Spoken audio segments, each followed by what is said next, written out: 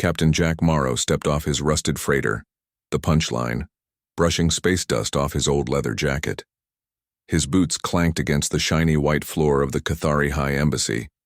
Compared to the chaos of Earth spaceports, this place looked like a hospital, quiet, clean, and filled with tall, serious aliens with glowing blue eyes and no sense of humor. He looked around and whispered to his AI assistant, "Remind me again, why am I here?" "Because you accidentally insulted the Cathari Empress by calling her trade fleet ugly space donuts in a live broadcast," the AI replied. "And now you're here to apologize." Jack grinned. "Right. Diplomacy. The Cathari were known across the galaxy as one of the oldest, strongest empires. They valued order, logic, and control, emotions, jokes, and nicknames. Total crimes in their culture. But Jack was Jack. Born on a broken-down Earth colony, raised by smugglers, and famous for talking his way out of disasters. Or into them. At the center of the grand white hall stood the Cathari royal delegation. All of them wore silver robes, their faces emotionless. But in the middle was someone different. She was shorter than the others, with a soft glow around her dark skin and bright lavender eyes. Her hair was braided with crystal threads. Her name was Princess Velsha, and she didn't look bored. She looked curious. Jack gave a casual wave. "Hey, sweetie." The room froze, literally. The temperature dropped. Cathari guards grabbed their weapons. Even the translator drone started to buzz in panic. Velsha blinked, her face turning, deep violet, the Cathari version of blushing. Then she softly replied, "Yes, darling." Jack blinked. "Wait, what?" The room exploded into noise. Alarms blared. Holograms activated. Guards formed a circle around Jack, and someone yelled, "He proposed." She accepted. 2 giant robots appeared out of nowhere and carried Jack off the ground. "Whoa, whoa, whoa! I just said hello!" Jack shouted. "You said sweetie," said the translator drone in a terrified voice. In Cathari, that is a sacred bonding phrase used only during official soul-joining ceremonies. "And she called me darling," Jack said, still confused. "Which means she has accepted your eternal union." "Eternal what now?" Jack was flown, more like dragged into a golden chamber full of lights, flowers, and what looked like a marriage altar. There were 10 cameras floating above him. A Cathari priest began chanting. Velsha arrived a moment later, still glowing purple. She stood next to Jack and looked up at him with a mix of curiosity and amusement. "I apologize," she said, calmly. "I have always wanted to see what it felt like to respond emotionally. You gave me a chance." Jack blinked again. "So, you're not mad?" "No," Velsha replied. "I am intrigued. You are unpredictable. And you made me laugh. No one has ever made me laugh before." The priest finished chanting. "The bond is not complete," he said, "but the ritual has begun. If either of you chooses to reject it, you must face the trial of compatibility." Jack stared at him. "Trial of what now?" Before anyone could explain, the door opened and a new figure stepped in. She was tall, terrifying, and carried the kind of presence that made soldiers bow and robots short-circuit. It was Empress Zikira, ruler of the Cathari Empire, and Velsha's mother. She looked at Jack like he was a roach wearing sunglasses. "You," she said coldly, "have disrupted tradition, insulted our people, and corrupted my daughter." Jack gave a nervous smile. "Hi, Your Majesty. It was just a joke. You know, Earth stuff." "There is nothing humorous about bonding rituals," she snapped. "And yet the galaxy is watching. Billions have seen the princess accept your phrase. If we break it now, we will look weak, unstable." Jack scratched his head. "So, what happens now?" "You will remain here," the Empress said, "until the trial of compatibility is complete. Then we will see whether you deserve the title you have accidentally claimed." Jack looked at Velsha, who gave him a small smile. "I'm starting to think I should have just stayed in bed today." Velsha tilted her head. I find your discomfort delightful. Jack sighed. Yeah, this is going to be one of those weeks. Later that night, in a guest chamber with more guards than furniture, Jack sat on the edge of his bed trying to make sense of everything. His AI assistant buzzed in his ear. Well done, Captain. You've made history. You may also have started an interstellar war. I said, sweetie, Jack muttered, and that's all. In their language, the AI replied. That's the equivalent of, I vow my soul to you for all eternity in front of the spirits of our ancestors. Jack flopped back onto the bed. Note to self, get better translator software, on a. The wall, a screen activated. Velshaw appeared in hologram form. Hello, Captain Jack. I wanted to speak with you. Jack sat up. Sure. What's up, my possibly accidental fiancé? Velshaw smiled gently. I want to see how far this can go. Perhaps this chaos you bring is what our people need. You're not scared? I am, she said. But for the first time in my life, that fear felt exciting. Jack looked at her, truly looked. She was smart, strange, and full of power, but beneath that, she had the heart of a rebel. Maybe this whole thing wasn't just a joke anymore. All right, he said. Let's do the trial. Let's see if a human and a Cathari princess can survive the galaxy. Together. Velshaw nodded. Then let us prepare. The trial of compatibility begins at sunrise. Jack leaned back and whispered, what could possibly go wrong? At sunrise, 2 moons hovered over the silver city of Cathara Prime. Inside the trial arena, the crowd was silent. Thousands of Cathari citizens watched from the crystal stands. Millions more watched on galactic live streams. Everyone wanted to see the wild human who had made the Cathari princess blush and survive the ancient trial of compatibility. Jack stood in the middle of a giant platform made of glowing tiles. He stretched his arms and yawned. This is either going to be very fun or very deadly. Across from him, Velshaw walked out in her ceremonial armor. It shimmered with light and looked far too serious for someone about to do trust exercises with a human who once fixed a fuel leak with chewing gum. Captain Jack, Velshaw said as she joined him. Are you prepared? Jack gave her a thumbs up. As ready as I'll ever be. Got my boots, my luck, and at least one good joke saved for emergencies. Velshaw tilted her head. You are strange.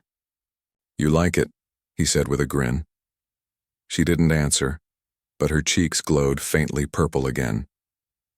Test 1. The mech match. The floor shifted beneath them. 2 large robotic suits rose from the ground. Each one was painted with Cathari symbols, but inside were human-style controls. A voice echoed across the arena. Test 1. The couple must pilot a harmony mech and complete the maze of unity. Failure will result in electric disintegration. Jack blinked. Wait, what? Velshaw stepped into one cockpit. Jack entered, the other. Their suits locked together into a single giant mech. Jack controlled the left side, Velshaw the right. As the maze gates opened, walls rose, lasers spun, and floor traps began to move. Left! Velshaw shouted. I am left, Jack yelled, struggling to match her rhythm.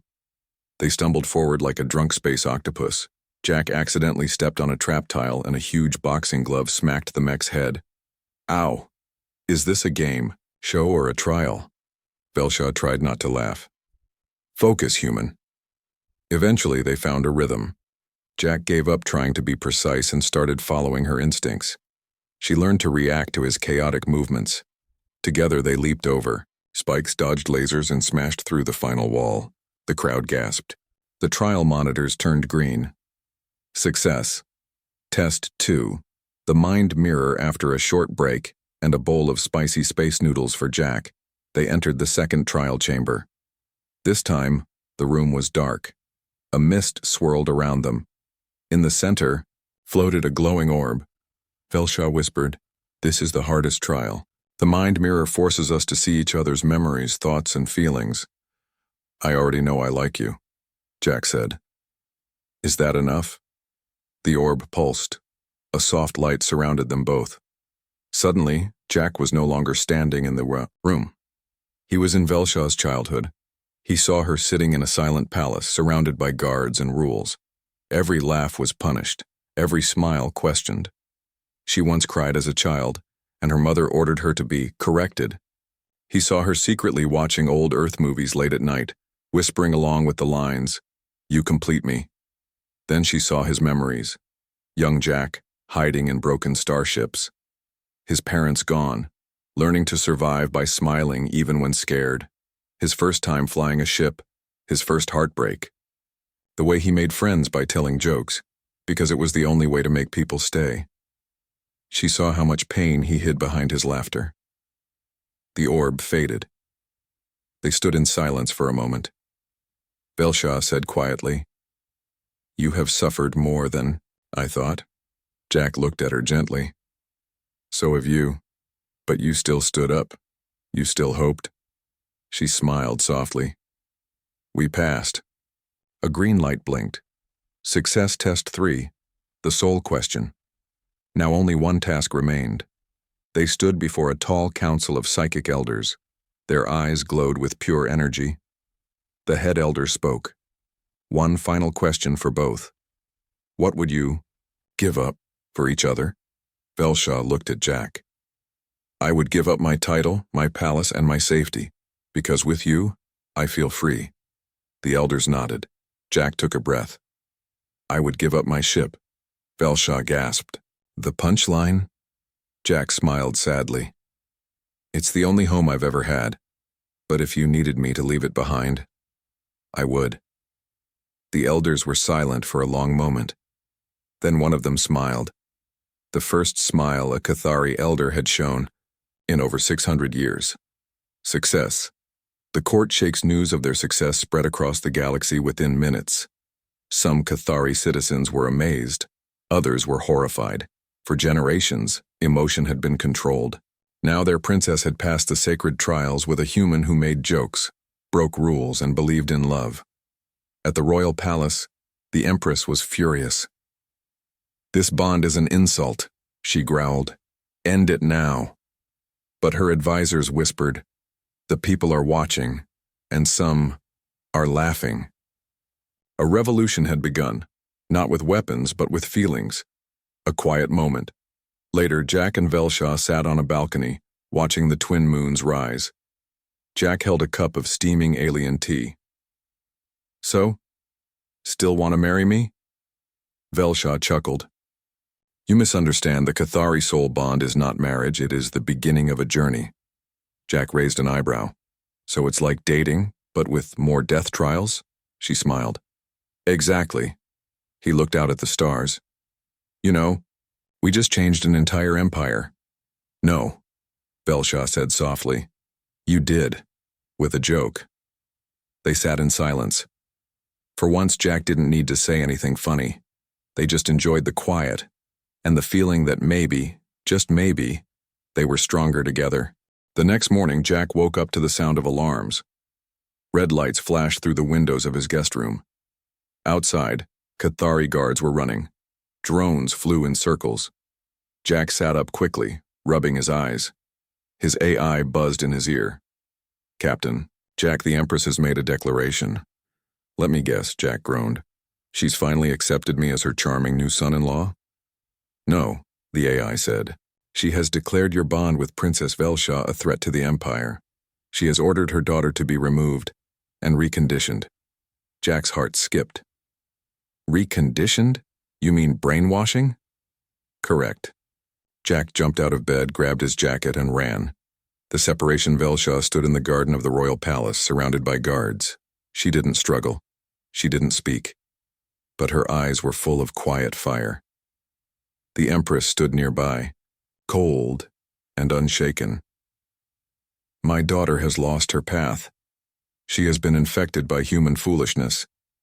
We will correct this." Jack burst into the courtyard. "You can't do this!" Guards raised their weapons. Velshaw's eyes widened, but she didn't speak. "You made her feel something real," Jack shouted. "That's not weakness, that's strength." The Empress didn't look at him. "You have no place in this empire. You are not Cathari." Jack stepped forward. Maybe not, but she is, and she chose me. The Empress raised her hand. Remove him. The guards attacked. The escape Jack ducked a stun blast, rolled behind a stone pillar, and tapped his wristband. Activate punchline. Get me out of here. Within seconds, his old freighter ship burst through the palace sky dome, hovering just above. A rope ladder dropped down. Jack sprinted across the courtyard, dodging lasers, and leaped onto the ladder. A blast grazed his arm, but he climbed fast. As the punchline lifted into the sky, he looked down. Velsha still stood between the guards, watching him go, but her face stayed strong. She didn't cry. Jack slammed into the cockpit. We're not done yet. The crew assembles back on the edge of Cathari space. Jack landed the punchline at a forgotten trading outpost. He sent one message to a few old friends. In less than a day, they came. Grag, a warbot with a broken voice module and a love for ancient Earth cartoons, Miri, a sarcastic alien smuggler who owed Jack at least 3 favors and 1 kidney, and Lord Vizel, a Cathari noble who had secretly started enjoying memes after meeting Jack during the first trial. Together, they formed a small but chaotic team. I hope you have a plan, Miri said, chewing bubblegum. Of course I do, Jack said, holding up a badly drawn map. We break into the Cathari reconditioning facility, rescue Velsha, and fly off before they vaporize us. Great plan, Greg said in a glitchy voice. 0% survival chance. I love Farson Ro. The Rebellion Moon. The reconditioning facility was located on Moon K4, a cold, quiet rock orbiting the Empire's capital world. It looked like a prison, sharp towers, black walls, energy fences. Velsha was locked in a glass cell. They had started her treatment. Hours of mental cleansing, emotional blockers, cold logic training. But something inside her resisted. She remembered Jack, his smile, his words, his madness, and she began to plan. When the lights went dark for a few seconds, she made her move. With quiet precision, she took out the 2 guards using a meditation pose that doubled as a combat form. At the same time, Jack and his crew arrived. They crashed a supply shuttle into the side of the facility and burst through the smoke. Princess, Jack shouted, I'm here to break you out. Velsha appeared in the hallway holding a stolen guard staff. I already broke out. They grinned at each other. The final lockdown as they ran through the moon's corridors. Alarms screamed. Hundreds of guards swarmed. Jack, Velsha, and the crew fought side by side. Greg used his robotic arms to smash blast doors. Miri threw exploding candy. Lord Vizel hacked a security system while humming a human pop song. And Jack? Jack fought with wild moves and even wilder ideas, flipping a table, launching himself over a railing and distracting 10 guards by yelling, Look behind you, and actually being right. They reached the hangar. The punchline was waiting. But so was the Empress. She arrived with 10 elite warriors, floating through the air in a golden hover chair. Her eyes glowed with power. You disappoint me, daughter, she said to Velsha. I gave you everything, and you threw it away for this creature. Velsha stood tall. You gave me silence. Jack gave me a voice. Jack added, and I gave her popcorn and cheesy movies. The Empress raised her hand. Then you both will fall. The last standblasters fired. Shields flashed. The room turned into chaos. Greg stood like a wall, blocking shots. Miri rolled under a ship wing, firing from both hands. Lord Vizel took a blast to the shoulder and laughed. This is far more exciting than council meetings. Jack and Velsha fought back to back. When one stumbled, the other caught them. At last, Jack faced the Empress directly. He had no weapons left. She floated above him, charging a beam of pure psychic energy. You are nothing, she said coldly. He smiled.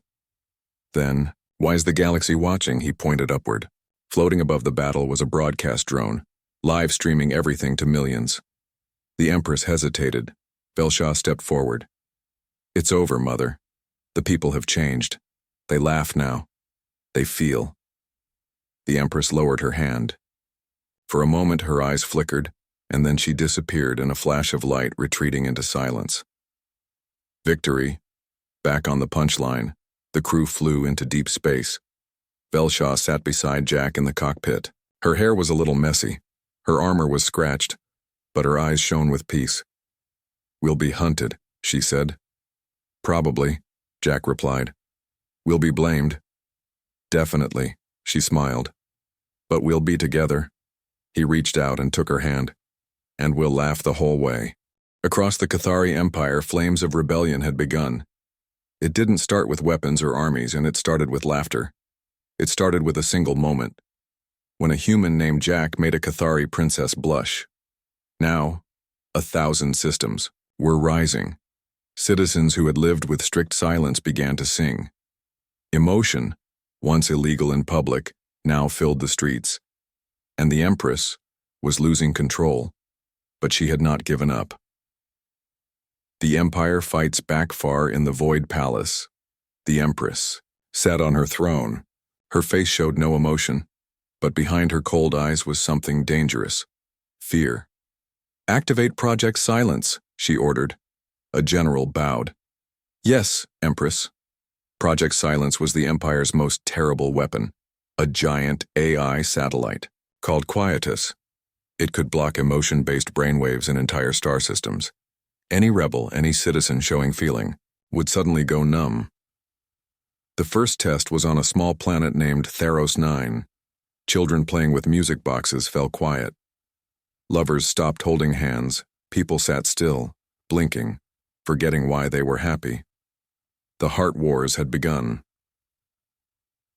Jack and Velshaw returned aboard the punchline. Jack paced back and forth. News of Theros 9 had hit hard. He held his head in his hands. "They're shutting people down," he said, "like flipping a switch. What do we do against something like that?" Velshaw stood near him, calm but serious. "We fight it, but not with guns." Jack looked up. "What then? Jokes?" She nodded. "Yes, and stories, and hope." Miri rolled her eyes. "Great. We're going to defeat a mind control satellite with feelings." Greg raised one mechanical finger. "Actually, it's possible. If we overload the satellite with raw emotional data, it could cause feedback, enough to shut it down." Jack lit up. "So we make it feel too much?" "Exactly," Greg said. "We make it cry." Jack looked at Velshaw. "Ready to break the galaxy's brain?" She smiled. "Always. Mission: steal the broadcast. Core to send emotion across the Empire. They needed one thing: the broadcast core on Station Zeta, a huge media tower that sent signals to every Cathari device. It was heavily guarded, so Jack made a plan that was 90% madness, 10% luck. They dressed up as a celebrity band from Earth called the Beatlings, who were very popular in the Outer Rim. Jack wore shiny pants. Greg played drums. Miri pretended to be a manager. Velshaw wore sunglasses and didn't speak. Her mystery was part of the act. They landed on Station Zeta for a concert. As soon as they entered, Greg hacked the security. Miri knocked out the main technician with sleeping powder. Jack and Velshaw made it to the central control tower. Jack plugged in a small cube. "Uploading emotional bomb," he whispered. Velshaw looked at him. "This will reach every home?" "Yes," Jack said. "Every screen, every wristband, every speaker." She nodded. "Then speak from your heart." The broadcast across the Empire, the signal went live. Jack's face appeared everywhere, smiling, messy-haired, completely human. "Hey, this is Jack. You probably know me as the guy who made your princess laugh, or as the idiot who flew a Q ship through a palace. But today, I'm just someone who wants to tell you the truth." He paused. "I'm human. I'm messy. I feel too much. And maybe you were told that's wrong. That laughing is dangerous, that love makes you weak, but you were lied to." He looked at the camera gently. "Velshaw taught me that even in silence, hearts can speak. And now we speak together." Signal switched to a short video. Moments of Jack and Velshaw's journey. The trials, the maze, the mind mirror, the escape, the laughs, the pain, the hand-holding. It was raw, real, and it was beautiful. Across the galaxy, Cathari citizens began crying for the first time in their lives, and quietus? It overloaded. The satellite shook. Sparks flew. Its core, filled with emotional data it could not process, burned from the inside out. Then, it exploded. The Empress strikes back in her palace, the Empress screamed. For the first time in 50 years. Her voice broke. Destroy them all, she roared. No more kindness. No more hope. She sent her entire fleet, dreadnoughts, fighters, warships, all aimed at the punchline. Jack, Velshaw, and the crew barely escaped station. Zeta. Now they were hunted. We're gonna get vaporized, Miri said. Jack smirked. We always say that, we're still here. But not for long, Greg said, calculating. Enemy ships closing in. Velshaw looked at Jack. If we die today, I want you to know something. Jack turned to her. Yeah? She took his hand. You made me feel alive. He blinked. You're about to make me cry in front of a robot. Greg sniffed. Too late. The galaxy rises just as the fleet cornered the punchline. Something unexpected happened. Thousands of ships appeared. Civilian ships, rebel ships, even old Cathari freighters painted with hearts and stars. They blocked the way. One pilot spoke, over the comms. This human showed us we're not machines, we're not shadows, we feel, we choose. Another added, you want to stop him? You'll have to stop all of us. The Cathari fleet hesitated. The Empress ordered them to fire, but her generals refused. One by one, the warships powered down.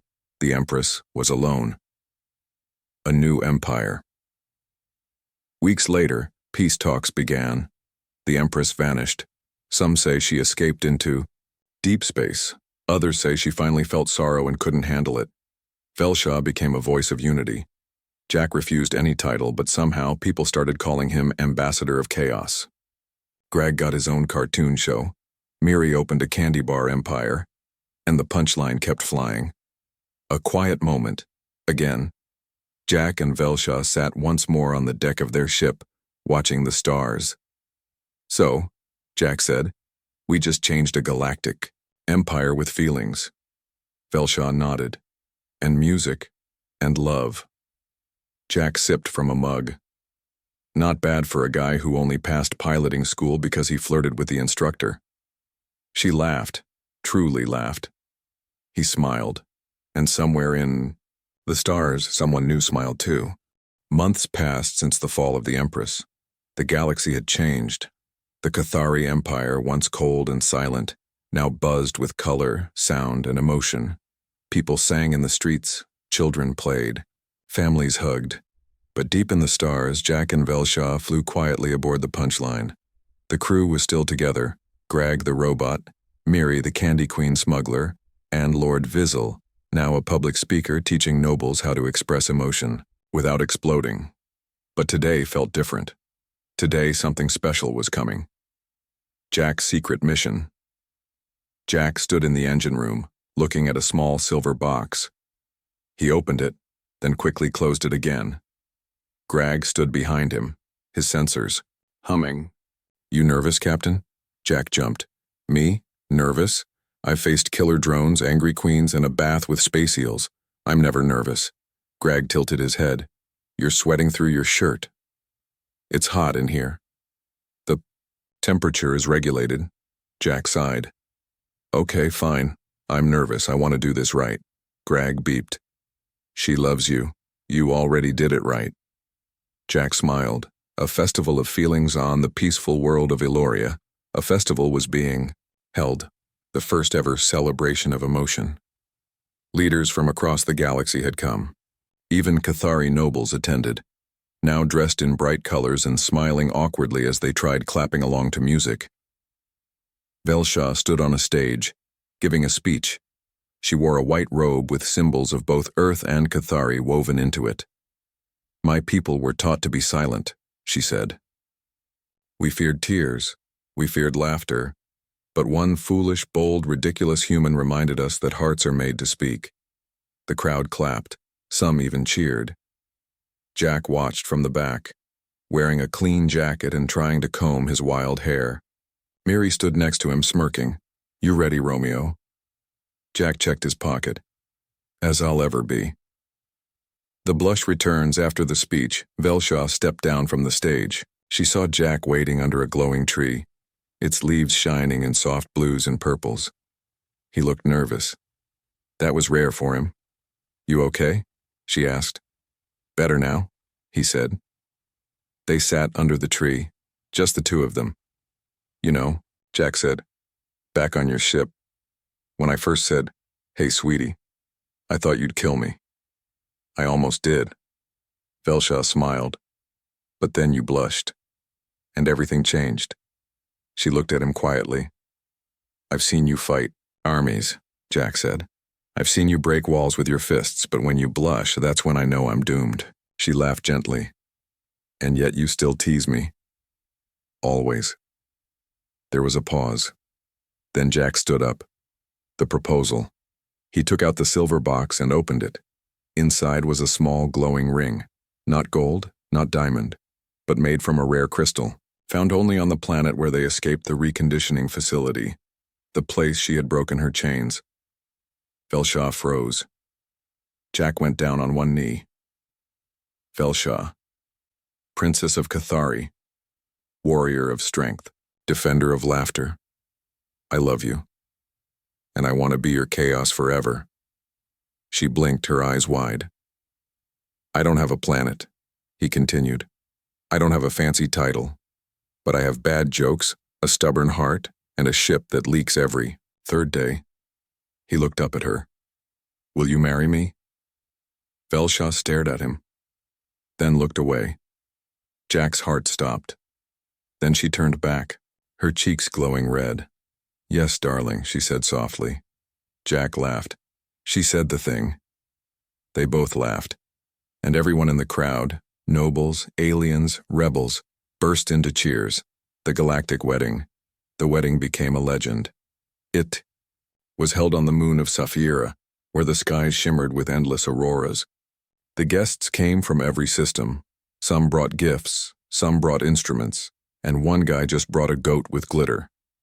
Jack wore a suit made of space fabric that changed color depending on his mood, mostly turned orange, nervous excitement. Velshaw wore armor lined with silk, blending tradition and rebellion. Her mother wasn't there, but some said the Empress watched from a hidden ship in the distance. Greg officiated the ceremony. I am legally recognized on 17 planets, he said proudly. Jack and Velshaw stood before him. I promise. To annoy you, Jack said. To tease you, to defend you, and to never stop making you blush. Velshaw smiled. I promise to guide you, challenge you, protect you, and always laugh at your terrible jokes. They kissed. Fireworks exploded. Somewhere, a Cathari general fainted. The future of chaos after the wedding, the galaxy didn't return to normal. It became something better. Jack and Velshaw traveled system to system, helping people rebuild, not as rulers, but as voices of change. They taught people to speak their hearts. They helped schools add art, stories, and hugs. They started a holo show called Heart and Havoc, where they solved emotional problems with swords and sarcasm. The Empress's old laws were deleted. Cathari children now played games that involved smiling. And yes, blushing was no longer illegal. One last moment. Years later, under the same glowing tree on Aloria, Jack sat with a tiny girl on his lap. She had Velshaw's eyes and Jack's wild hair. What's a blush, Daddy? The girl asked. Jack smiled. A blush is when your heart says something before your mouth does. Like when Mommy looks at you funny? He laughed. Exactly. Velshaw joined them. She kissed Jack on the cheek. Still making people blush, Captain? Only you, Princess. She laughed again.